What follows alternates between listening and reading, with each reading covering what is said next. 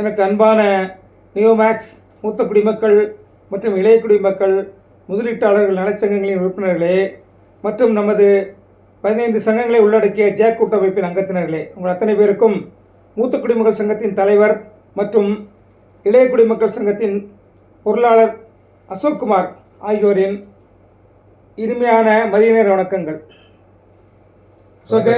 இன்வெஸ்டிகேஷன்லாம் registration பண்ணுறாங்களா? பண்ணிட்டு இருக்காங்க சார். பண்ணிட்டு இருக்கிறாங்க. மிக குறைவான உறுப்பினர்கள்லாம் பண்ணுறாங்க. சரி, 6ஆம் தேதி வந்து திருப்பி அந்த அப் டு 6/4/2026 வரைக்கும் உள்ள அந்த கம்பெனிலாம் ஏற்றுக்க சொல்லியிருக்காங்க நீதியர் சார். அதனுடைய ஸ்டேட்டஸை முதல்ல பார்த்துருவோமா? சொல்லிடுங்க சார். யூடபிள்யூவில் என்ன சொல்லியிருக்காங்க ஸ்டேட்டஸ் சொல்லி நம்ம டோட்டலாகவே பார்த்துருவோம். தொடர்களே நீங்கள் வந்து இதை நாங்கள் டைப் பண்ணி நம்ம குரூப்லேயும் போட போகிறோம். வேணுங்கிறவங்க இதுலேயும் நீங்கள் நோட் பண்ணிக்கலாம், நீங்கள் நோட் பண்ணி வச்சுக்கலாம், ஒன்றும் பிரச்சனை இல்லை. இப்போ ஆஸ் ஆன் 8/10/25 8/10/2025 புகார் கொடுக்க சொன்னாங்க இல்லையா முதல்ல, அந்த புகார் கொடுத்த கம்ப்ளைனன்ஸ் நம்பர் வந்து 62,136 பேர். 62,136 பேர் அந்த கம்ப்ளைண்ட் கொடுத்துருக்குறாங்க 8/10/2025 அந்த டைமில் அக்செப்டட் பாண்ட்ஸ் வந்து 1,41,612 பாண்டு, 1,41,612 பாண்டு. அதில் வந்து அன்கன்ஃபார்ம்டு பாண்டுன்னு போட்டாங்க இல்லையா, அந்த பாண்டினுடைய எண்ணிக்கை வந்து 16,898 பாண்டு, 16,898 பாண்டு. அதில் டபுள் என்ட்ரிஸ் பாண்டு வந்து 2,279 பாண்டு. இப்போ அந்த 6/4/2026 இப்போ கடந்த வாய்தா நடந்து இல்லையா, அந்த ஹியரிங்கில் வந்து நீதியரசர் அவர்கள் 8/10/2025 அப்புறம் கொடுத்தவங்க இந்த 6/4/2026 உள்ள யாரெல்லாம் கொடுத்தாங்களோ அந்த மொத்தம் எடுத்துங்கன்னு சொல்லி சொன்னதுனால அதையும் வந்து ஒரு 3 நாளில் கம்ப்யூட்டரில் ஏற்ற சொன்னார், அப்லோட் பண்ண சொன்னார். அதை அப்லோட் பண்ணிட்டாங்க. அதனுடைய விவரத்தை நான் படிக்கிறேன். இப்போ பியாண்ட் 8/10/2025 டோட்டல் கம்ப்ளைனன்ஸ் 2,999 3,000க்கு தான் கம்மி. அதில் அக்செப்டட் பாண்ட்ஸு 8,216 அதில் confirmed bonds 1,149. Double entry bonds 206, வெறும் 206 வந்து டபுள் என்ட்ரிஸ். இப்போ டோட்டல் கம்ப்ளைண்ட்ஸை நம்ம சொல்கிறேன் பாருங்கள். டோட்டல் கம்ப்ளைண்ட்ஸ் அதாவது 8/10/2025 முன்னாடி கொடுத்தவங்க ப்ளஸ் 8/10 பின்னாடி கொடுத்து 6/4/2026 வரைக்கும் அக்செப்ட் பண்ணப்பட்ட மொத்த கம்ப்ளைனன்ஸினுடைய எண்ணிக்கை வந்து முதல்ல வந்து 62,136 அந்த 8/10 முன்னால். அதுக்கப்புறம் இப்போ கொடுத்த 2,999. ஆக மொத்தம் ரெண்டையும் கூட்டினாக்கா எத்தனை புகார்தாரர்கள் இருக்காங்கன்னா 65,135 நபர்கள். பாண்ட்ஸ் கணக்கு பாருங்கள். டோட்டல் பாண்ட்ஸு பழசு அக்செப்டர் வந்து 1,41,612. இப்போ புதுசாக அக்செப்ட் பண்ணிக்கிறது 8,216. ரெண்டையும் கூட்டினாக்கா 1,49,828 பாண்டுகள். 1,49,828 பாண்டுகள் அக்செப்டட் பாண்ட்ஸ். அதில் அன்கன்ஃபார்ம்டு பாண்ட்ஸ் இருக்கு இல்லையா, அது வந்து பழசு வந்து 16,898 ப்ளஸ் புதுசு ஆஃப்டர் 8/10/2025 அப்புறம் வந்து 1,149. ரெண்டையும் கூட்டினா 18,047 பாண்டு. 18,047 பாண்டு வந்து அன்கன்ஃபார்ம் லிஸ்ட்டில் இருக்குது. டபுள் என்ட்ரிஸ் வந்து பழசு வந்து 2,279 ப்ளஸ் 206. இப்போ புதுசாக சேர்ந்து 206 சேர்த்தாக்கா 2,485 பாண்டு வந்து டபுள் என்ட்ரியில் இருக்குது. இப்போ டபுள் என்ட்ரிலாம் வந்து கழிச்சிருங்க, டபுள் என்ட்ரியே கழிச்சிடணும். டோட்டல் பாண்ட்ஸ் பார்க்கும்போது டபுள் என்ட்ரி அதாவது முதல்ல உள்ள ரெண்டையும் கூட்டணும். அது accepted bond 1,49,828 plus unconfirmed bonds இருக்கு இல்லையா 18,047 ரெண்டையும் கூட்டிட்டு கடைசியில் உள்ள டபுள் என்ட்ரிஸ் 2,485 கழிச்சிட்டாக்கா வரக்கூடிய பாண்டுகளுடைய எண்ணிக்கை 1,61,390. நல்லா ஞாபகம் வச்சுங்க. எத்தனை பாண்டு இருக்குது? 1,61,390 பாண்டுகள். இதை தான் அடிக்கடி நான் ஆரம்பத்தில் சொல்லிட்டு இருந்தேன். தோராயமாக 1,00,000 பாண்டு இருக்கும், 1,50,000 பாண்டு இருக்குன்னு சொன்னோம் இல்லையா, அது வந்து 1,61,390. சரி அசோக்கு, இப்போ இதோட நிற்கும் நினைக்கிறீங்களா? இல்லை சார், புகார்தாரர்கள் இன்னும் புகார் கொடுக்காம நிறைய பேர் வெளியில் இருக்கிறாங்க. வெளியே இருக்கிறாங்க. இப்போ அவங்களுக்கும் இதில் வந்து உரிமை இருக்கு இல்லையா? கண்டிப்பாக இருக்குது. இப்போ ஆரம்பத்தில் வந்து பார்த்தீங்கன்னாக்கா 14,000 சம்திங் புகார் தான் இருந்தது. அவங்களாம் என்ன மனசில் நினச்சிட்டு இருந்தாங்கன்னா, இப்போ நம்ம கம்மியாக தான் இருக்கிறோம், இப்போ இருக்கிற சொத்து மதிப்பு அப்படியே வேல்யூஷன் பண்ணிட்டாங்க. இந்த இதில் வந்து நமக்கு போதுமான அளவு இருக்குது, நமக்கு 10% நமக்கு வட்டி இதோட கூட மெச்சூரிட்டியோட கொடுத்துருவாங்கன்னு நினச்சிட்டு இருந்தாங்க. அது 5 இயர் செட்டில்மெண்ட்டில் அப்படி கிடையாது. எல்லாத்துக்கும் இதில் பாத்தியப்பட்டவங்க தான், எல்லாருக்கும் உரிமை இருக்குது. உரிமை இருக்கு. அதனால கடைசி நபர் வரக்கூடிய வரைக்கும் கூட இது வந்து ஹோல்டு பண்ணி தான் வைப்பாங்கங்கிறது நான் ஆரம்பத்தில் சொல்லிட்டு இருந்தேன். அதனால தான் நம்ம புகார் தாமதம் கொடுக்கணும்னு சொன்னது காரணம் அதுதான் பையர் செட்டில்மெண்ட். சரி, இப்போ வந்து இன்னும் வந்தால் இன்னும் எண்ணிக்கை கூட தான் செய்யும். எண்ணிக்கை கூட நான் ஆரம்பத்தில் என்ன சொன்னேன், தாமதமாக சொன்னேன் இல்லையா. இப்போ எத்தனை புகார்தாரர் இருக்காங்க, 65,135 பேர். 65,135 பேர் இப்போ கொடுத்துருக்காங்க. இன்னும் ஒரு தோராயமாக ஒரு 10,000 அல்லது 10,000 வச்சுட்டா, மினிமம் 10,000 வச்சுட்டாடா 75,000 வந்துடுது. கூட இருக்கலாம்னு நமக்கு தோணுது. கூட இருக்கலாம், 1,00,000 கிட்ட இருக்கலாம். இப்போ இன்னொரு 10,000 மினிமம் வச்சுட்டா கூட 75,135 கம்ப்ளைண்ட்டு. ஒரு உதாரணத்துக்கு சொல்கிறீங்க. இந்த இது வந்து இப்போ இந்த நீதியரசர் இருக்கிறதுனால இந்த தரவுகள் நமக்கு கிடைச்சிருச்சு. ஒருவேளை இந்த நீதியரசர் இல்லாமல் இருந்து அந்த எஸ்ஓபிலாம் வந்து ஷார்ட் சர்க்யூட் பண்ணாமல் பழைய நடைமுறைப்படி எல்லா கம்பெனிக்குள்ளபடி முடிவு பண்ணி போயிட்டு நகர்ந்து வழக்கு போயிருந்துனாக்கா இந்த தரவுகள், இந்த டேட்டாஸ் கிடைக்கிறதுக்கு எத்தனை வருடங்கள் ஆகி நினைக்கிறீங்க? 5 வருஷத்துக்கு மேலாச்சும் ஆகிருக்கு. 5 10 ஆகிருக்கலாம். கண்டிப்பாக ஆகும். ஏன்னா இப்போ இந்த நீதியரசர் வந்து ஸ்பீடாக போய் 2 நாள் கொடுத்த வாய்தா போட்டு அந்த டேட்டா கொடுங்க இந்த டேட்டா கொடுங்கன்னு சொல்லி கேட்டதுனால இஓடபிள்யூல ஆளுங்களை அதிகப்படுத்துனாங்க. அதாவது வேலை செய்கிற ஆளுங்களோட எண்ணிக்கை அதிகப்படுத்துனாங்க, பெர்மனன்ட் எம்ப்ளாயி அதிகப்படுத்துனாங்க. ஆமாம், டெம்பரரி ஸ்டாஃப் நிறையா போட்டாங்க. இந்த காலேஜ் பிள்ளைங்களாம் நிறைய டெம்பரரி ஸ்டாஃப்ஸ்லாம் காலேஜ் முடித்த பிள்ளைங்களாம் நிறையா பேர் வந்து அவங்க வேலைக்கு எடுத்திருக்காங்க, நமக்கு தெரியும். அதனால இவ்வளோ ஸ்பீடாக இந்த இதெல்லாம் வந்திருக்குது. இந்த டேட்டாஸ் நமக்கு கிடச்சிருக்கு. சரி, இப்போ வந்து எத்தனை வருஷம் ஆகுன்றீங்க இது முடிகிறதுக்கு? இந்த நீதியரசர் இருந்தால், இந்த நீதியரசருக்கு நான் 7 வருஷம் இருக்கு நான் கேள்விப்பட்டேன். 7 வருஷம் இருக்குன்னு கேள்விப்பட்டேன். இப்போ இவ்வளோ ஸ்பீடாக போனாலும் இந்த டேட்டாஸ்லாம் நமக்கு கிடச்சிருச்சு. எத்தனை பேர் புகார் கொடுத்துருக்காங்க, எத்தனை பாண்ட் எண்ணிக்கை வரைக்கும் நமக்கு கிடச்சிருச்சு. இன்னும் எத்தனை வருஷம் ஆகும் நினைக்கிறீங்க? அதாவது இன்னும் இந்த கோர்ட் நடவடிக்கை நீதியரசர் இவ்வளோ சிவியராக கொண்டு வந்துட்டாங்க. சரி, மக்கள் இன்னும் முடிவெடுக்காத சூழ்நிலை இருக்கிறாங்களே, ஏலம் எடுக்கிறதுலையும் சரி, புகார் கொடுக்கறதுலையும் சரி. மக்கள் சொல்கிறத பற்றி முதலீட்டாளர்கள் மேலே தப்பே நான் சொல்ல மாட்டேன்.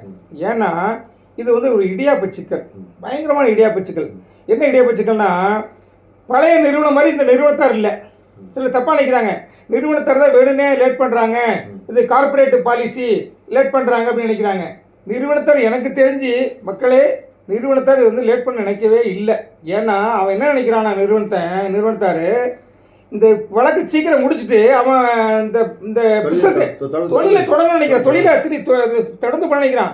ஏன்னா இந்த ரியல் எஸ்டேட் பிஸ்னஸ் வந்து நல்ல லாபம் தரக்கூடிய ஒரு பிஸ்னஸ். இதை விட்டுறக்கூடாது, இதை நம்ம தொடர்ந்து பண்ணனாக்கா செட்டில்மெண்ட் பண்ணிவிட்டு நல்ல பேர் கிடச்சிடும்.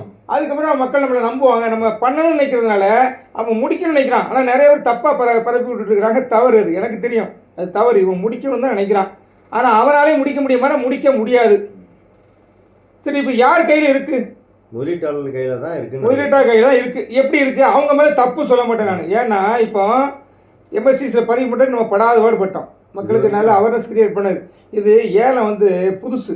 முந்திலாம் ஏலம் எப்படி விடுவாங்க? 10,000 அப்படிம்பாரு, ஒருத்தர் 15,000 பாரு, ஒருத்தர் 20,000 பாரு, ஒருத்தர் 25,000 பாரு. இந்த பெம்பிளிக்கா பிக்காளிமாலாம் ஒரு இதில் வந்து அந்த மாதிரி தான் ஏலம் கேட்டு தான் நம்ம ஆளுங்களுக்கு பழக்கம். அதாவது ஓப்பன் ஏலம். இது வந்து மறைமுகமாக ஆக்ஷனுங்கிறது எல்லாத்துக்கும் தெரியாது. எல்லாத்துக்கும் இந்த ஸ்மார்ட் ஃபோன் வச்சுருப்பாங்க தெரியாது. அப்படி ஸ்மார்ட் ஃபோன் வச்சுருக்கவங்க எல்லாத்துக்குமே வேறு தெரியாது. கொஞ்சம் கம்ப்யூட்டர் நாலேஜ் வேணும், கொஞ்சம் உள்ளே போக தெரியணும், எப்படின்னு பார்க்க தெரியணும். நிறையா ஒரு வெப்சைட் ஓப்பன் பண்ணல நிறையா வந்து விழும். அப்போ அதில் எதில் போகணுங்கிறதுலாம் தெரியாது. ஸோ இந்த லட்சணத்தில் இதில் ஏலம் எடுப்பாங்கங்கிறது எனக்கு நம்பிக்கை இல்லைங்க, நம்பிக்கை இல்லை. நம்ம ஒவ்வொருத்தரையாக கையை பிடிச்சி கொண்டு போய் வீட்டில் கொண்டு வச்சுட்டு நம்ம வந்து பண்ணி கொடுக்க நமக்கு பண்ண முடியாது. நம்ம முடிஞ்ச அளவுக்கு நம்ம வந்து நிறைய அவேர்னஸ் கொடுத்துட்டு இருக்கோம், அவ்வளோதான் கொடுக்க முடியும். இப்போ ஏலம் எடுக்கிறோம். இப்போ ஒரு சில ஏலம் எடுக்க ஆசைப்படுறாங்க. இந்த 8,260 ரூபா ஒரு பிளாட்டு கட்டணும் இல்லையா எம்எஸ்சிசிக்கு, அதை வந்து ஒரு இமெயில் அனுப்புகிறாங்க ஏலம் எடுத்தவங்களுக்கு. நீங்கள் வந்து சக்ஸஸ்ஃபுல்லாக இந்த பிளாட் நம்பரை ஏலம் எடுத்திருக்கீங்க, நீங்கள் வந்து காம்பீட்டன்ட் அத்தாரிட்டி எப்போ அப்ரூவல் கொடுக்குறாரோ கொடுத்த உடனே 7 நாளுக்குள்ளார, அவர் அப்ரூவல் கொடுத்த 7 நாளுக்குள்ளார நீங்கள் 8,260 ரூபா, அதான் 7,000 ரூபா ப்ளஸ் 18% ஜிஎஸ்டி போட்டாக்கா 8,260 ரூபா நீங்கள் உடனே கட்டணும்னு சொல்லி வருது. இப்போ நான் ஒரு ஏலம் எடுக்கிறேன், இல்லை நீங்கள் தான் எடுக்கிறீங்க, உடனே அப்ரூவல் கொடுத்துட்டாங்க வச்சுங்களேன், உடனே அப்ரூவல் கொடுத்துட்டாங்க. நான் அந்த 8,260 ரூபா கட்டிடுறேன். பத்திரம் பதிவு பண்ணி கொடுப்பாங்களா? மாட்டாங்க. பத்திரம் எப்போ பதிவு பண்ணி கொடுப்பாங்க? நீதியரசர் சொல்லிட்டாரு, எல்லா சொத்துக்களை ஏலம் விட்டு அதுக்கப்புறம் எவ்வளவு உங்களுக்கு பெர்சன்டேஜ் வருதுன்னு பார்த்துட்டு நீங்கள் தரணுமா அல்லது நிறுவனத்தார் தரணுமான்னு பார்த்துட்டு அதுக்கப்புறம் தான் நான் வந்து முடிவு எடுப்பேன் அப்படிங்கிறாரு. பதிவு பண்ணி கொடுப்பாங்க. கோர்ட்டு தான் டிசைட் பண்ணு. ஆமாம், அதுக்கு ஒரு வருஷம் 2 வருஷம் அல்ல 3 வருஷம் ஆகலாம். எவ்வளோ வருஷம் ஆகும் எனக்கு தெரியாது, கடவுளுக்கு தான் தெரியும், கடவுளுக்கு தான் தெரியும். ஸோ அப்போ வந்து அந்த சமயத்தில் என்கிட்ட பணம் இல்லை, பத்திரப்பதிவுக்கு எனக்கு பணம் இல்லை. இப்போ இருக்குது, பாண்டுக்கு லேண்டு எடுத்துக்கலான்னு இருக்கேன். அப்போ வந்து என்கிட்ட வந்து பத்திரப்பதிவுக்கே 11% வாங்க இல்லையா, ஏழு எடுக்கிற தொகைக்கு எனக்கு பணம் இல்லைன்னா நான் கேன்சல் பண்ணுறேன்னு வச்சுங்களேன். அப்போ இந்த 8260 ரூபாய் என்ன அவன் திருப்பி கொடுப்பாங்களா? அது கொஞ்சம் சந்தேகமான ஒரு கேள்வி. பெரிய கேள்வி இருக்குது தோழர்களே. அதனால் ஏலம் எடுக்கிறவங்க இதை வந்து கவனத்தில் வச்சுக்கிங்க. ஒன்று. ரெண்டாவது, ஏலம் எடுக்க எல்லாத்துக்கும் தெரியல அப்படிங்கிறது ரெண்டாவது விஷயம். நிறைய மக்கள் என்ன சொன்னாங்க, நிறைய பேர் சார் இது ரோட்லேருந்து எனக்கு வந்து 6 கிலோமீட்டர் உள்ளே இருக்குது சார், உள்ளத்தில் இருக்குது சார், இடம் சரியில்லைன்றாங்க. நேரில் போய் பார்த்துட்டு வந்தவங்க சொல்கிறாங்க. ஒரு சிலர் ரேட்டு அதிகன்றாங்க, ஒரு சிலர் ரேட்டு அதிகன்றாங்க. அதை பற்றி எனக்கு ஒன்றும் அவேர்னஸ் கிடையாது, அவேர்னஸ்ஸு எனக்கு கிடையாது. எனக்கு உண்மையாக ஓப்பனாக சொல்ல போனால் இந்த நில இது விஷயங்களை பற்றி இந்த பட்டா சிட்டா அடங்கல் இதெல்லாம் கூட எனக்கு தெரியாது, எனக்கு அதில் ஐடியா கிடையாது. நம்மலாம் வந்து ஒரு கவர்மெண்ட் ஆஃபீஸில் வேலை செஞ்சவங்க, அதெல்லாம் வந்து எனக்கு புரிதல் கிடையாது. ஆனால் இப்போதைக்கு மதிப்பு வந்து அதிகமாக கம்மியாங்கிறது நீங்கள் பக்கத்தில் விசாரிச்சுக்கணும், அவ்வளோதான். அது நம்ம அதுக்கு யாரும் நம்ம வந்து அதுக்கு வந்து நம்ம வந்து அம்பாசிடர் கிடையாது. இந்த நிலங்களுக்கெல்லாம் ஒரு அம்பாசிடர் மாதிரி இருந்துட்டு நம்ம வந்து விளம்பரதாரர் கிடையாது. நம்ம வந்து இதுக்கெல்லாம் நல்லது வாங்கிக்கன்னு சொல்லிருக்காது, நீங்கள் தான் பார்த்துக்கணும். இப்போ ஏலம் போகலை, மறியலம் விடுவாங்க, இன்னொரு மறியலம் கூட விடுவாங்க. இந்த வருஷம் ஃபுல்லாக கடந்து போயிடும். இந்த 10,028 பிளாட்டுக்கே இவ்வளோ, 10,028 பிளாட்டுக்கே இவ்வளோ ஆயிடுனாக்கா அடுத்து பேரல் லேண்டு வரும், பில்டிங்லாம் வரும். அது எவ்வளோ டைம் ஆகுங்கிறத நீங்களே கால்குலேட் பண்ணிங்க. இந்த பிரச்சனைக்கு அதனால் முதலீட்டாளர் நான் என்றைக்கும் குறை சொல்ல மாட்டேன். முதலீட்டாளர் பக்கம் தான் நான் இப்போ எப்போவுமே, நான் ஒரு சில படி கிடையாது. இவ்வளோ காலதாமதத்தை நம்ம வந்து இவ்வளோ தூரம் கஷ்டத்தை தாங்கிட்டு இருக்கோம் சார். சரி, ஒரு சில பேர் பணமாக கேட்குறாங்க, ஒரு சில பேர் வந்து வெயிட் பண்ணுறேன்னு சொல்கிறாங்க. இதெல்லாம் எப்படி சார் சாத்தியப்பட்டு ஒரு முடிவு எடுத்து கன்க்ளூஷனுக்கு வர முடியும்? பணமாக கிடைக்கிறவங்க மேலே தப்பு கிடையாது.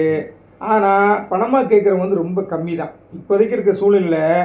ஆரம்பத்தில் என்ன நிறுவனம் விழுந்தப்போ என்ன சொன்னாங்க, எனக்கு மந்த்லி எனக்கு இன்சென்டிவ் வரல, மந்த்லி இன்சென்டிவ் வரல நாங்கள். அதுக்கப்புறம் கொஞ்ச நாள் கழிச்சு எனக்கு மெச்சூரிட்டி வரல நாங்கள். கொஞ்ச நாள் கழிச்சு மக்கள் மனநிலை எப்படி மாறிடுச்சு, ஓ என்னையாச்சு கேஸ் எப்படியா போகும் அப்படின்னு. ஒரு ஸ்டேஜ் என்னாச்சு, போட்ட பணத்துக்கு எடுத்து கொடுத்தா போதுன்னு சொன்னாங்க. அப்போ இந்த வட்டி மெச்சூரிட்டி எல்லாம் மறந்துட்டாங்க, போட்ட பணம் கிடைச்சா நினச்சிருந்தாங்க. அதுக்கப்புறம் நிறைய பேர் எங்கிட்டே கேட்டாங்க, சார் எனக்கு பாண்டு வச்சுருங்க சார், எனக்கு வந்து 10 லட்ச ரூபாய் பாண்டு இருக்குது, ஒரு 8 லட்சம் எனக்கு கிடைச்சா போதும் சார், யார்கிட்டே நீங்கள் மாற்றி கொடுங்க சார்னு என்கிட்டே கேட்டிருக்காங்க. அந்த மாதிரி போட்ட பணத்துலேருந்து கம்மியாக இறங்கி வந்துட்டாங்க. இப்போ ஒரு ஸ்டேஜில் மேக்ஸிமம் நம்பர் ஆஃப் பீப்புள்கிட்ட என்ன இருக்குனாக்கா, எனக்கு நிலமா கிடைச்சா கூட பரவாயில்லன்னு வந்துட்டாங்க. வேறு வழி இல்லை. இது வந்து நான் வந்து நிறுவனத்துக்கு சப்போர்ட்டாக பேச நினைக்காதீங்க, எனக்கும் பணம் தான் தேவை. ஏலம் போகலை. இப்போ ஏலம் போகலை அசோக்குமார், நான் என்ன சொல்கிறேன், நான் டிபேட் வச்சுக்கோம். இந்த பணம் தான் வேணும்னு நிற்கிறான்ல, அவன் யாராவது வந்து பெரிய ஆளுங்க என்கிட்ட வர டிபேட்டுக்கு வரட்டும், நம்ம பேசுவோம், எப்படி கிடைக்குன்னு அவங்க சொல்லட்டும். அல்லது அவங்களே வீட்டுக்குள்ள உட்காந்து வீடியோ போட்டோம், என்ன மாதிரியே வீட்டுக்குள்ள உட்காந்து வீடியோ போட்டோம், மக்களுக்கு சொல்லட்டும் எப்படி பணம் கிடைக்கும் அப்படின்னு வந்து சொல்லட்டும், விலைக்கு சொல்லட்டும். ஓகே, கிடைச்சா நல்லதானே, எல்லாத்துக்கும் பணம் கிடைச்சா சந்தோஷம் தானே. இப்போ நிறுவனத்தாருக்கு நல்லதானே, சட்டு போட்டு வேலையை முடிச்சுட்டு அவன் பிஸ்னஸுக்கு போயிடுவான்ல, அவன் பிஸ்னஸ் ஸ்டார்ட் பண்ணிடுவான்ல. அதனால சாத்தியக்கூறுகள் என்னன்னு பார்க்கணும், அவ்வளோதான். இப்போ அடுத்து நீதியரசு என்ன முடிவெடுப்பாருங்கிறது அவர் கையில் தான் இருக்குது சார். இப்போ இந்த 10,000 சில்லற பிளாட்டுக்கே இவ்வளோ காலதாமதம் ஆகுது சார். இன்னும் இந்த ஏக்கர்கள் வந்து நீங்கள் சொல்லி ஒரு கருத்து கூட தெரிவிச்சிங்க, பிளாட்டுகள் ஆக்குங்க அப்படி சொல்லி தெரிவிச்சிங்க. அதெல்லாம் பண்ணி வரதுக்கு எவ்வளோ காலதாமதம் ஆகும்? கண்டிப்பாக காலதாமதம். அது என்ன முடிவெடுப்பாரு தெரியல. அவர் ஏக்கராவே வித்துட்டா நமக்கு கிடைக்கக்கூடிய பணத்தில் குறைவாக கிடைக்குமா? கண்டிப்பாக. அதாவது ஏக்கரை அப்படியே ஏல விட்டான்னு வச்சுங்களேன், நமக்கு ஒருத்தர் வந்து கோடியில் முதலீடு பண்ணியிருக்காங்கன்னா அவர் லட்சங்களில் தான் திருப்பி கிடைக்கும். கோடியில் முதலீடு பண்ணியிருப்பாரு, சில லட்சங்கள் தான் அவருக்கு கிடைக்கும். லட்சங்களை முதலீடு பண்ணியிருக்காருல சிலர், அவங்களுக்கு வந்து சில ஆயிரங்கள் தான் கிடைக்கும். கடுமையான நஷ்டமாகும். அதுக்கு நிறுவனத்தை வந்து எனக்கு நான் பொறுப்பில்லான்ட்டு போயிடுவான். இப்போ ஒழுங்காக ஏலத்துக்கு போய் நம்ம அப்ரூவல் பிளாட்டை வாங்கி பிளாட்டாக நம்ம வாங்கினா கூட நமக்கு அவன் நிறுவனத்தை நிற்பான் கடைசியில். அப்போ இப்போ எண்ணிக்கை இது நீங்கள் கவனிச்சிங்களா? இப்போ எண்ணிக்கை அதிகமாக போயிடுச்சே, 65,135 புகார்தாரர்கள் ஆயிருக்கு. இதுக்கு அளவு சொத்து இருக்கா? வேல்யூஷன் கமிட்டியில் போட்டது வந்து இப்போ 1,62,390 பாண்டுன்னு சொல்லியிருக்கோம் இல்லையா? இப்போ எக்ஸ்ட்ரா பாண்டுக்குலாம் வந்து அமௌண்ட் ஏறி இருக்கு இல்லையா, லேபிலிட்டி ஏறி இருக்கு இல்லையா? முன்னாடி 6,000 கோடின்னு சொன்னாங்க, சொத்து அதே தான் இருக்கு. அது எப்படி இது பண்ணணும் உங்களுக்கு நீங்கள் திக்கணும் இல்லையா? இன்னும் மேலும் கம்ப்ளைண்ட்தாரரும் வருவாங்க, புகார்தாரரும் வருவாங்க. அந்த லேபிலிட்டி அமௌண்ட் தந்தாலும் சொத்து இருக்கா, அந்த இது ஏன் உங்களுக்கு கேள்வி வர மாட்டேங்குது உங்க மனசுல? கேட்குற புரியல உங்களுக்கு? அந்த அளவுக்கு சொத்து இருக்கானுங்கிறது. ஆமா, ஏற்கனவே வந்து இப்போ 10,000 குறையாக சொத்து இருக்குன்னு சொல்றாங்க. திருப்பி என்ன பண்ணுவாங்க அப்படிங்கிறத ஒரு கேள்வி இருக்கு இல்லையா, எல்லாத்துக்கும் இருக்கா இல்லையா, உங்களுக்கு இருக்கா இல்லையா? அசோக்குமாருக்கு அந்த எல்லாம் என்ன இல்லை உங்களுக்கு, நான் சொல்ல புரியல உங்களுக்கு. புரியுது புரியுது. அந்த எண்ணம் மக்களுக்கு வரும் இல்லையா? ஏற்கனவே சொன்னாங்க இல்லையா, நாங்கள்லாம் தலைவாழை இலை போட்டு நாங்கள்லாம் ஆக்கி வச்ச பிறகு வந்து சுந்தர் தியாகராஜன் வந்து உட்காந்துட்டான்னு சொல்லி சொன்னாங்க இல்லையா? இப்போ ஒரு இப்போ இதுக்கு என்ன சொல்ல போறாங்க? புகார் இதுக்கு என்ன சொல்ல போறாங்க? இன்னும் புகார் ஏற்தான் செய்வாங்க. என்ன சொல்லுவாங்க? அப்போ சொத்துக்கள் பத்தாது. சொத்துக்கள் பத்தா என்ன, நீதியரசர் வந்து இன்னும் கொடுக்க சொல்லுவார். அதுக்குன்னு எடுத்து கொடுக்க நிறைய ஆளுங்க இருக்காங்க, சங்கங்கள் இருக்குது, சில சங்கங்கள்லாம் இருக்குது, கோடி கோடியாக அட்டாச் பண்ணுறதுக்கு ஆளுங்க இருக்காங்க, செல் கம்பெனிலாம் கொண்டு வந்து அட்டாச் பண்ணுறதுக்கு ஆளுங்க இருக்குது, சில சங்கங்கள் இருக்காங்க. அவங்க அந்த வேலையை செஞ்சு எடுத்து கொடுக்க வேண்டியதுதான். அதுக்கு காலதாமம் ஆகத்தான் செய்யும். அது காலதாமதம் தவிர்க்க முடியாது. புகார்களின் நான் சுந்தர் தியாகராஜன் ஒரே நாக்கு ஒரே சொல்லுதான், அப்போ சொன்ன இதுதான், புகார்களின் எண்ணிக்கை அதிகமாக தாமதமாகும், தாமதத்தை தவிர்க்க முடியாது என்பதை நான் வந்து மாற்றி பேசவே மாட்டேன். எனக்கு யதார்த்தமாக தெரியும், யதார்த்தமாக நான் பேசக்கூடிய யதார்த்தவாதி அதுதான் நடக்கும். இன்னைக்கு வரைக்கும் அதான் சார் நடந்துருக்கு. வேறு அடுத்ததுக்கு போக சொல்லுங்க. இப்போ நம்ம நிறுவனத்துக்கு வந்து நம்ம நிறையா ஆரம்பத்துலேருந்தே முட்டு கொடுத்துட்ருக்கோம் இல்லையா, அதை குறித்து சில மக்கள் கேட்குறாங்க, என்ன சார் நீங்கள் தான் இவர் பாலா கூட நீங்கள் ரொம்ப நெருக்கமாக இருக்கீங்களா, நீங்கள் சொன்னால் அவர் கேட்க மாட்டாங்க. அடிக்கடி வந்து சொல்கிறது வந்து நிறுவனத்தையும் காப்பாற்றணும், முதலீட்டாளரையும் காப்பாற்றணும்னு சொல்லியிருக்கீங்க. இப்போ அந்த நிலைமை வந்து நமக்கு வந்து அந்த மாதிரி நிலைமையில் இல்லையே. ஏன்னா ஆரம்பத்தில் வந்து புகார் போங்க வேனெல்லாம் பிடிச்சி கொண்டு போய் விட்டாங்க, நிறுவன தலைவர்கள்லாம் கைது பண்ண சொல்லி சொன்னாங்க. நம்ம அப்போல்லாம் வந்து அமைதியாக இருந்து நிறுவனத்தை காப்பாற்றினா நமக்கு கிடைக்கும், கொஞ்சம் கம்முன்னு இருக்கீங்க, அமைதியாக இருங்கய்யா, நிறுவனத்தை காப்பாற்றினேன்னு சொல்லி சில தலைவர்கள்லாம் கூட காப்பாற்றி விட்டோம். ஆனால் இப்பொழுது ஒரு சிலர் நிறுவனத்துக்கு ஆதரவு இருக்காங்க, அது சந்தோஷம்தான். ஏன்னா நிறுவனத்தை ஏற்று வைக்கக்கூடாது, ஒன்றும் கிடைக்காது சார். சொல்கிறீங்க எந்த உதாரணத்தை சொல்கிறீங்க? இதுக்கு உதாரணம் சொல்லனாக்கா, ஒரு பைபிளில் ஒரு அருமையான ஒரு கதை உண்டு, கெட்ட குமாரன் ஒரு கதை உண்டு. அது கிறிஸ்தவ மக்களுக்கு தெரியும். கெட்ட குமாரன் கதை எல்லாத்துக்கும் இதை கேட்டு கிறிஸ்தவங்களுக்கு டக்குன்னு பிடிச்சிப்பாங்க. மற்றவங்களுக்கு நான் சொல்கிறேன், ஒரு மிகப்பெரிய செல்வந்தர் இருக்கார், மிகப்பெரிய செல்வந்தர். அவருக்கு 2 பையங்க. ஒரு பையன் வந்து மூத்த பையன், அவர் கூட அப்பா கூட இருந்து அப்பா சொல்கிறதெல்லாம் கேட்டுட்டு இணக்கமாக இருந்து அப்பாவுக்கு சப்போர்ட்டாக இருந்து அவருடைய பிஸ்னஸ் எல்லாம் கவனிச்சுட்டு அவர் விவசாயத்தெல்லாம் பார்த்துட்டு அவர் கூட இணக்கமாக இருக்கிறான். இன்னொரு 2வது பையன் அவன் போக்கிரி, அவன் எல்லா வேலையும் செய்வான், எல்லா கெட்ட பழக்கம் அவனுக்கு இருக்குது, மது பழக்கத்துலேருந்து மாது பழக்கத்துலேருந்து எல்லா பழக்கமும் இருக்கனால அவன் என்ன பண்ணுறான், அப்பாவை எழுத்து நிற்கிறான். எழுத்துன்னு சண்டை போட்டு அப்பாட்ட சொத்தை பிரித்து வாங்கிட்டு போயிடுறான், ஊரோட்டே போயிடுறான். போய் நிறையா வந்து வழியில் பணத்தை வந்து விரையம் பண்ணி செலவு பண்ணிவிட்டு கடைசியில் வந்து சாப்பாடு வழி இல்லாமல் ஒரு வீட்டுக்கு வேலைக்கு போகிறான். ஒரு பண்ணி மேய்க்கிற வேலையை அவனுக்கு கொடுக்குறாங்க. அவர் பெரிய பணக்காரன். பண்ணி மேய்க்கிற வேலை செய்யும்போது இவனுக்கு சோத்துக்கு பசி, அவன் என்ன பண்ண, பண்ணிக்கு வைக்கக்கூடிய தவிடு இருக்கு இல்லையா, தவிடு, அந்த தவிடை எடுத்து சாப்பிட்றான். சாப்பிடும்போது நினச்சி பார்க்குறான், ஐயோ நம்ம அப்பா வீட்டில் எவ்வளவு செல்வ செழிப்போடு இருந்தோம், வசதியாக இருந்தோம், இப்போ நம்ம தப்பு பண்ணிட்டோம்னு சொல்லி உணர்ந்து திருந்தி வர்றான். திருந்தி வரும்போது அப்பா என்ன பண்ணுறாரு, கூட இருந்த பையனை மறந்துட்டாரு, கூடவே இருந்து சப்போர்ட் பண்ணி அவனை மறந்துட்டாரு.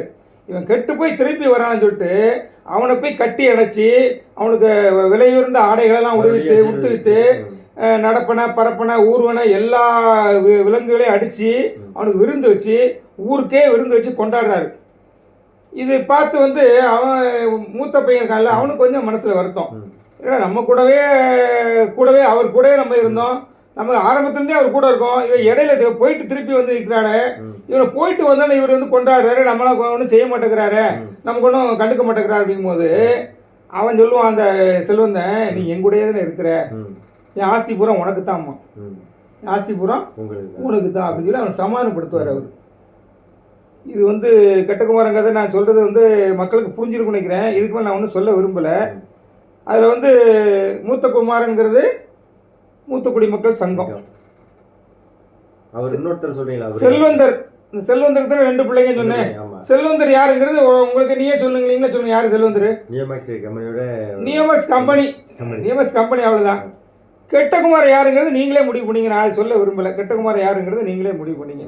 சரி, வேற அடுத்து வேற ஏதாவது விஷயம் இருக்கா? சரி, அதெல்லாம் விடுங்க. உங்கள் தொகுதியில் யார் நிற்கிறா, எலெக்ஷன்லாம் எப்படி? உங்கள் தொகுதி எலெக்ஷனை பற்றி கொஞ்சம் பேசுவோம், இதே நியமக்ஸை பற்றி பேசிக்கலாம். உங்கள் தொகுதியில் யார் நிற்கிறா, எப்படி இருக்கு? யார் தொகுதியில் வந்து அமைச்சர் நேரு தான் சார் நிற்கிறாரு. ஓ, நேரு நிற்கிறாரா? என்ன தொகுதி? திருச்சி மேற்கு சார். திருச்சி மேற்கு. சரி சரி சரி. ஓ, கிழக்கில் தான் விஜய் நிற்கிறாரோ? சரி, யாருக்கு வெற்றி வாய்ப்பு இருக்கு? வெற்றி வாய்ப்பு அவருக்கு தான் சார் இருக்கு. 100% அவருக்கு தான் ஓ, கே நிறுத்தினா ஆமா அவரை பற்றி கேள்விப்பட்டிருக்கேன். அவர் வந்து நிறைய வந்து வீட்டு காது குத்து விசேஷம், பேர் வைக்கிற ஃபங்க்ஷன், எந்த ஃபங்க்ஷன் கூட்டாலும் வந்து நல்லா தாராளமாக செஞ்சுட்டு போவார்னு 20 கல்யாணம் 20 கல்யாணத்தையும் நேரு வந்துருப்பாரு. மேலே ஒரு நல்ல அபிப்பிராயம் இருக்குது. கட்சிக்காரங்களுக்கு ஒரு நல்லா செய்வார்னு நானே பார்த்துருக்கேன். நானே பெல்ல வேலை செய்யும்போது தொழிற்சங்கத்தில் இருந்தேன் இல்லையா, அப்போ நாங்களாம் போய் பார்த்துருக்கோம். கட்சிக்காரங்களுக்கு நல்லா செய்வார்னு கேள்விப்பட்டிருக்கேன். கட்சிக்காரங்க நல்லா கை தூக்கி விடுவார். ரெண்டாவது வந்து மக்களுக்கும் நல்லா செய்வார்னு நான் கேள்விப்பட்டிருக்கேன். காது குத்து கல்யாணம் எதுனாலும் வந்து முன்னாடி நின்று நல்லா மொழி செஞ்சுட்டு போவார்னு சொல்லி சொன்னால் மக்களுக்கு ஒரு நல்ல எண்ணம் இருக்குது. ஆமா. சரி, ஓகே. எங்க தொகுதியை பத்தி நீங்க எங்கிட்டே கேட்டீங்க சார். ஐயோ. திருவரம்பூர் தொகுதி நான் வாய் கொடுத்து மாட்டிக்கிட்டேனோ? நீங்க கேட்டீங்க இல்லையா, அது மாதிரி நானும் ஒரு கேள்வி. உங்க தொகுதியை பத்தி கொஞ்சம் சொல்லுங்க சார். வில்லங்கத்தில் மாட்டி விட்டியா சோக்கு? நான் கேட்காம வந்துக்கணுமா? நான் கேட்ட எரேஸ் பண்ணிடுறேன். உங்கள் தொழில் யார் நிற்கிறா நான் கேட்கல, மறந்துடு. இல்லை பரவாயில்ல, சொல்லுங்க சார், ஜென்ரலாக சொல்லுங்க சார். என்ன சொல்கிறேன் இப்போ சொல்லும்படியாக ஒன்றும் இல்லை. எனக்கு என்னென்னா, திருவெரும்பூர் தொகுதி வந்து இது ஒரு விஐபி தொகுதி தான். அன்பில் மகேஷ் பொய்யாமொழி நிற்கிறாரு, கல்வித்துறை அமைச்சர் நிற்கிறாரு. இந்த பகுதியில் பார்த்தீங்கன்னா முக்கியமாக வந்து பெல் தொழிலாளி இங்கே நிறைய இருக்காங்க. சுற்றி முற்றி இருக்க எல்லாமே பெல் தொழிலாளி தான். இந்த இடத்துல அன்பில் மகேஷ் பொய்யாமொழி ஆளுங்கட்சியில் இருக்கிறாரு.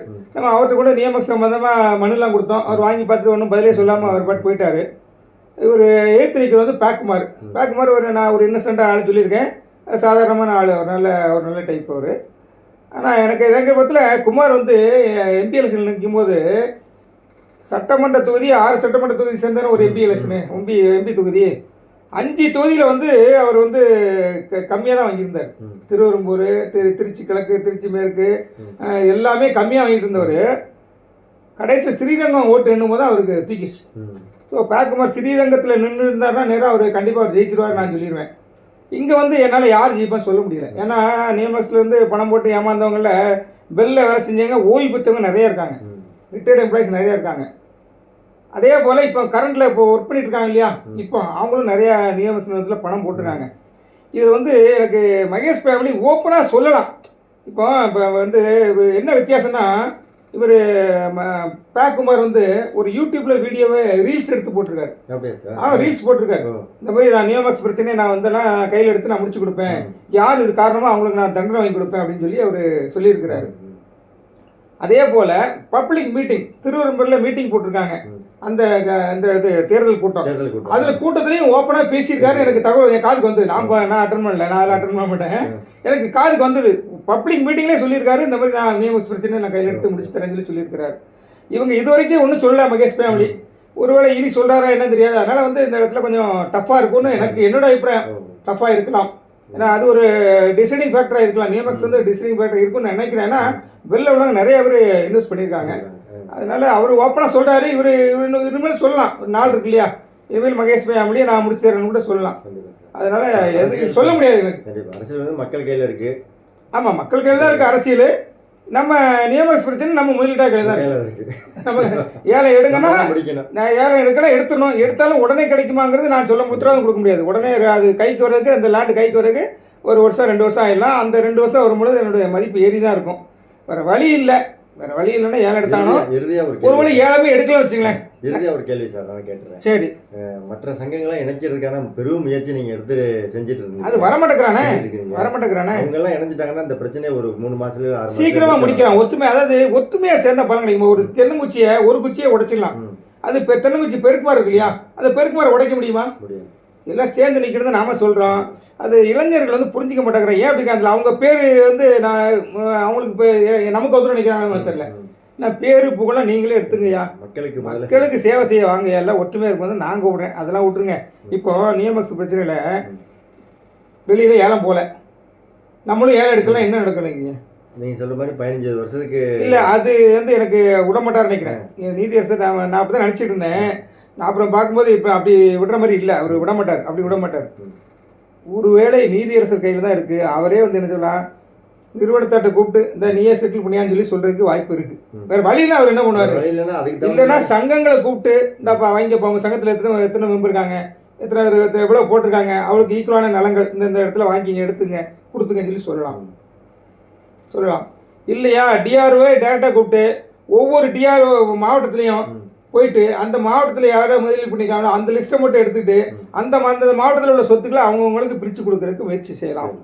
இது மாதிரி பலவிதமான அணுகுமுறைகள் இருக்குது. இதெல்லாம் யார் கையில் இருக்கு? எல்லாமே நீதியரசர் நீதியரசர் கையில் இருக்கு. நம்ம சொல்லதான் முடியும். அவர் நம்ம சரியா பயன்படுத்திக்கணும். நம்மளோட அனுமானம் தான். நம்ம இப்படி நடக்கலாம்னு ஒரு அனுமானம் தான். ஆனால் வந்து அவர் வந்து ஃபுல்லாக கவர்மெண்ட் கையில் ஒப்படைச்சு இந்த 555 கம்பெனி மாதிரி 554 கம்பெனி மாதிரி ஆக்க மாட்டார்னு ஒரு நம்பிக்கை எனக்கு இருக்குது. ஏன்னா அவர் வந்து அப்படி விட மாட்டார். அவரே முடிக்கணும்னு நினைப்பார். ஏன்னா இது வந்து ஃபஸ்ட்டு செட்டில்மெண்ட். அவர் இதை சக்ஸஸ்ஃபுல்லாக முடிச்சார்னா அடுத்தடுத்து தலைமைகள் சபா அதெல்லாம் இருக்கு இல்லையா, அந்த மாதிரிலாம் கிட்டன்னு இதை வச்சு இது மாதிரி முடிச்சலாம் நினைக்கிறாரு. அதனால் வந்து எப்படி போகுதுன்னு தெரில. நான் ஆக்ஷன் வந்து போகிறது என்பது கொஞ்சம் கஷ்டம் தான், டவுட்டு தான். அதனால் வந்து நமக்கு வந்து இந்த அரசியலும் வேண்டாம். ஏன்னா நம்ம முதலீட்டாளர் மீது தான் நல்லா செஞ்சுட்டு போகிறோம். வரும் வாய்தாக்கு நீங்கள் எதுவும் போகிறதுக்கு வாய்ப்பு இருக்கா? வரும் வாய்தா கண்டிப்பாக போகலான்னு தான் இருக்கேன். இப்போ இந்த 8260 ரூபா பற்றி கேட்கணும் இல்லையா, அது என்ன திருப்பி கொடுப்பீங்களா மாட்டிங்களா, ஒரு அவர் பதிவு பண்ணால் விட்டார்னா திருப்பி கொடுப்பேன் கேட்கணும்ல, அது கண்டிப்பாக போகும். நன்றி தோழர்களே, நீங்கள் நல்லா புரிஞ்சுக்கங்க. இன்னும் புகாருடைய எண்ணிக்கை அதிகமாக வாய்ப்பு இருக்குது. எந்த விதத்துலையும் நம்ம மூத்துக்குடி மக்கள் காரணம் கிடையாது. எல்லோருக்குமே இது உரிமை உள்ளது. அவங்க பணத்துலையும் சேர்த்துனா வாங்கியிருக்காங்க சொத்துக்களை. நம்ம சொத்துல உரிமை இருக்கு. சொத்து பத்தலைன்னா அது வந்து நீதியரசர் பார்த்துக்குவாரு. எடுத்து கொடுக்க அட்டாச் பண்ணுறதுக்கு நிறைய சங்கங்கள், வீரமான சங்கங்கள்லாம் இருக்கிறாங்க. நாங்களாம் வந்து வீட்டில் படுத்து கிடக்கிறவங்க, அடுத்தவங்க இலை போட்டு சாப்பாடு போடுறாங்க, நாங்கள் போய் உட்காந்து சாப்பிட்றவங்க நாங்கள். ஏன்னா வயசாகிடுச்சு எங்களுக்கு. ஏன்னா வயசானவங்களுக்கு நீங்கள் வழியும் விட மாட்டீங்க, நீங்கள் அப்படியே அப்படி கேரக்டரும் கிடையாது. அதனால் சும்மா இலையை போட்டால் வந்து சாப்பிட உட்காண்டான்னு சொல்லி சில சகோதரிகள்லாம் சொல்கிறது வந்து அது வந்து கேலி கூத்தாக இருக்குது. அவங்களுக்கு இப்போ நான் கையாட்டி பேசுகிறேன், அவங்களுக்கு பிடிக்காது. என் மூஞ்ச பார்த்தால அருவருப்பாக இருக்கான். நானும் அந்த நிறுவனத்தில் பணத்தை போட சொன்னேன். ஒன்று வந்து நான் நிறுவனத்தில் நானும் ஒன்றை மாதிரி ஏமாந்திக்கிறவன் தான். நானும் கோடி கணக்காக பணத்தை போட ஏமாந்திக்கிறவன் தான். அப்படிலாம் பேசுகிறாங்க, பேசி போட்டு இப்போ இந்த இதில் வந்து கமெண்ட் போடுவான். சில தற்கொலை வருவான், தற்கொலை வந்து கெட்டா சொல்லி போடுவான். போட்டுப்பாங்க, தாராளம் போட்டுப்பாங்க. எனக்கு என்ன, ஏன் நீ ஏழை எடுத்தால் எடுங்க, எடுக்காட்டி போங்க, எனக்கு என்ன, நான் ஒதுங்கன்னு ரொம்ப நேரம் ஆகாது. ஏதோ சேவை மனப்பான்மை நான் தகவல் சொல்லிவிட்டு இப்படி ஏழைங்கன்னு சொல்லி எல்லாத்தையும் சொல்லிவிட்டு வழி நடத்திட்டு இருக்கேன், அவ்வளோதான். அதுக்கு மேலே நம்ம என்ன பண்ண முடியும்? இது இவ்வளோ பண்ணியுமே வாட்ஸ்அப்பை பார்க்காம எங்களுக்கு ஃபோன் பண்ணி தொந்தரவு பண்ணுறீங்க. நாங்கள் வாட்ஸ்அப்பில் கிளியராக அம்புக்குறி போட்டு எல்லாம் போட்டு அடுத்த என்ன செய்யணும் கிளியராக படம் போட்டு விளக்குனா கூட உங்களுக்கு படங்களை வரைந்து பாகங்களை குறித்தா கூட உங்களுக்கு வந்து புரிய மாட்டேங்குன்னா எப்படி உங்களுக்கு புரிய வைக்கிறதுன்னு தெரில. இதுக்கு மேலே நான் கொஞ்சம் உட்காந்து யோசனை பண்ணி பார்க்குறேன். இதுக்கு மேலே ஏதாவது பண்ண முடியுமான்னு யோசனை பண்ணி அவ்வளோதான் செய்ய முடியும். அதான் தோழர்களே, புகாரோட எண்ணிக்கைலாம் நாங்கள் வந்து டைப் பண்ணி போடுவோம். நீங்கள் பார்த்துங்க, எத்தனை பாண்ட் இருக்குது பார்த்துங்க. இவ்வளோ சிக்கல்கள் இருக்குங்கிறதுனால தான் கொஞ்சம் பொறுமையாக இருங்க. நம்ம நிறுவனத்திலே பேசி வாங்கிக்கலாம் சொல்லி நம்ம வந்து தீர்மானமே போட்டிருந்தோம். அது எல்லாம் கடந்து போயாச்சு. இப்போ அது புகார் போகணும்னு இழுத்து விட்டோம் எல்லாம் இன்னைக்கு வந்து அமைதியாக உட்காந்துட்டு இருக்கிறான். நிறுவனமும் அவங்கள தான் நம்புகிறாங்க. நம்ம நிறைய விஷயத்தை வந்து எல்லா விஷயத்துலையும் வந்து நம்ம வந்து காம்ப்ரமைஸ் பண்ணிக்கிறது இல்லை. காம்ப்ரமைஸ் பண்ணுறது கிடையாது. நிறுவனத்தோட காம்ப்ரமைஸ் பண்ணுறதில்ல. நிறைய தெரியாது. நிறைய ஒரு ஆடியோ கூட பேசியிருந்தேன். நிறுவனம் எங்களுக்கு என்ன சங்க நடத்துறதுக்கு என்ன இடம் கொடுத்துருக்கா? யாருக்கு இடம் கொடுத்துருக்காங்க? சங்கத்துக்கு இடம் கொடுத்துருக்காங்க இல்லையா? சங்கங்கள் ஆஃபீஸ் வச்சு நடத்துகிறாங்கல்ல, பெரிய ஆஃபீஸ் வச்சு கட்டுக்கட்டாக டாக்குமெண்ட்லாம் வச்சுருக்காங்க இல்லையா? எங்களுக்கு அந்த மாதிரி கொடுத்தாங்களா நிறுவனம்? அப்புறம் எப்படியா எங்களை சொல்கிறீங்க நிறுவனத்துக்கு ஜாலத்தை தட்டான்னு எங்களை எப்படி சொல்கிறீங்கன்னு நீங்கள் புரியல எனக்கு. இதுக்கு மேலே என்ன, அது ஒன்றே சான்று. எங்களுக்கு நிறுவனம் இடம் தரல கேட்டிங்களா? நிறுவனத்து சார்பாக வந்து எங்கள் இந்த எம்எஸ்சிஸில் பதிவு பண்ணுறதுக்கு எங்களெல்லாம் யாரும் பயன்படுத்தலை கேட்டிங்களா? அது அவங்கவுங்க பண்ணிட்டு போகிறாங்க. நாங்கள் வீட்டிலே உட்காந்துட்டு நாங்கள் அங்கங்கே ஏற்பாடு பண்ணிகிட்ருக்கோம். கன்னியாகுமரியா, சென்னையா, அந்த இடத்துக்கு போங்க, இந்த இடத்துக்கு திண்டுக்கல்லாம் அந்த இடத்துக்கு போங்க, நம்ம ஏற்பாடு பண்ணி நாங்கள் பண்ணிகிட்ருக்கோம். எங்களால் வயசானவங்க அதான் பண்ண முடியும். நீங்கள் சொத்துக்கள் குறைஞ்சாலும் இருந்தாலும் அதிகமாக இருந்தாலோ அல்லது இன்னும் பத்தலைனாலோ எல்லாம் நீங்கள் பார்க்க நீங்கள் ஆளுங்க இருக்கிறீங்க. அவங்கள தான் நீங்கள் உங்களுக்கு பிடிக்குது, நீங்கள் பாராட்டுறீங்க, நம்மளை திட்ட தான் செய்வீங்க. நீங்கள் அவங்களையே நீங்கள் நம்பிட்டுருங்க. இந்த நிறுவனத்தார் அவங்களே தான் நம்புவாங்க. அதை பற்றி எனக்கு கவலை. கெட்டகுமாரான கதையை நீங்கள் வந்து இன்னொரு வாட்டி பைபிள் தெரிஞ்சவங்ககிட்ட அந்த கதையை பற்றி நான் டீட்டெயிலாக கேட்டு பாருங்கள். நன்றி தோழர்களே. நன்றி.